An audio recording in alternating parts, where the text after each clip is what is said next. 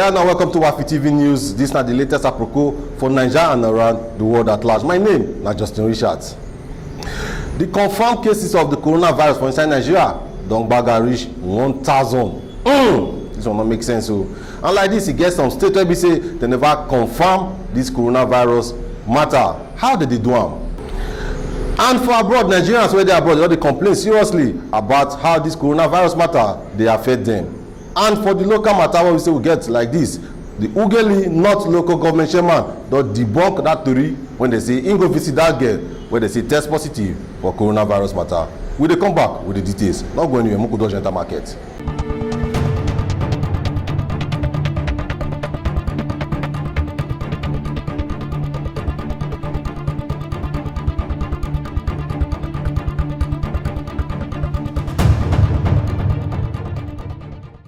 Well, now welcome back to the news proper.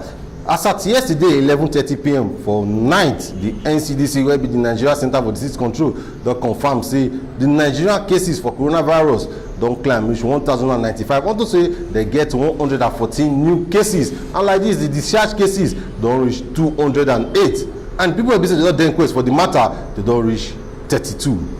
Unto say as they talk this thing yesterday, many people surprised because they not believe say the thing go decline. Instead, we dey pray say make the thing come down, but the thing got dey climb up. But anyhow, we dey pray make God save our people.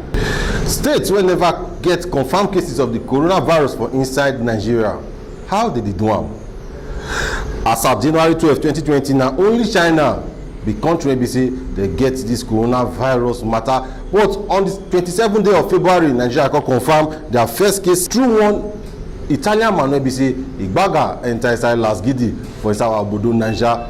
The second case wey Nigeria record now unto say somebody dey get contact with that Italian man wey be say he get the virus, and since then Nigeria come record different cases unto say the thing go dey increase. And like this, the NCDC, the Nigeria Center for Disease Control, they dey take record and they give people steady update of states when be say e don confirm. And like this, for the 36 states for inside Nigeria, 27 states don confirm say they get the cases. Nigerians for abroad don dey complain how this coronavirus matter dey affect them. Some dey complain say even to work their own pikin sef, if they come back from work na problem. Some wey be say forget say not everybody dey go work. Those essential people wey be say they supposed to work, if they come for work, they no go fit hug their pikin because they dey try not to contact this coronavirus issue. Make we see this clip. Because I don't know what to expect when I get to work. You know, sometimes you get to work, you don't have enough staff to work, and you don't have enough PPE to work with. For me, it's like someone going to a war, and you don't have enough equipment to work with. Every time that I come home from work now, I don't allow my children to hug me. Even my little one, I have a 6 years old.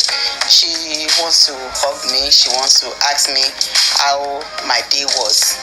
But you know, I just said no. You can't hug mommy right now, and it's so hard for me.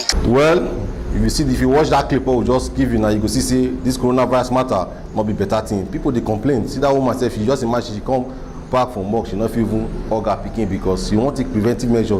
That social distancing thing, you need to be observant and they wash your hand regularly. And if you see say you want to sneeze or you want cough, just knock and inside your elbow so that the thing not go fly if you get them at all. And for the local scene like this, the Ughelli North local government chairman, the person of Honorable Godwin Adode, aka Coach Tete, him don debunk the rumor say that girl when they confirm for inside Udu say she get the coronavirus matter, him say him not come in contact with the girl, and he not ever go hospital go meet the girl. When we say our Wafi TV crew go visit them for his office, the man come talk say as he hear say this kind of matter dey, na him call the oga patapata for the hospital for there, say wetin dey hear, so him come reach there to confirm with him. I not be say they tell am say him come reach there, drive reach there, he confirm say how far. The man say nothing like that for the hospital. So people wey be say they carry some kind of fake matter, may not take her easy. But nevertheless, more will see what the chairman talk. Say really, they see they get the other 2 cases. So me at the office, send me here, me mobilize, go straight to Manuka to go my central hospital here, go check. I got me the MD. I said, what is the problem? See, not such case. I discovered that they are not just, they still not be here. See, not just now, really, central hospital.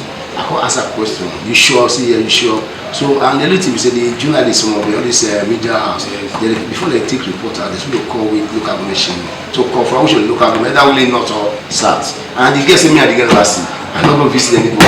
I hear the year for say they say the girl they talk say we not local government they talk say come visit. I don't visit anybody. I don't become my will not local government really serve. Let's say they mistake my local government to be instead of really say that really not really not. Your stamina really not will never find anybody. I mean never go visit anybody first time. So till they survive for what you get they talk na lie. Na that rumor na fake. But now me no know, me not see anybody. I don't go visit anybody. But people they call me say you go visit. I don't visit anybody. Me if I get such that going to say call governor say what they do on ground. But because let me move with my team go see the MD of Holistic Hospital. Me go with journalists that to confirm. I won't reach there. You must say not saying that nothing. So all this is just fake news. Well, my country people, I don't see him, I don't hear from the chairman himself on to say him not know anything about it. That girl where they say test positive come in contact with. I don't watch him, I don't say about myself. Well, my country people, now here we go take bad break for today's news. But before we go, we will give you our proverb of the day. Woman when they find pikin, not the wear pants they sleep.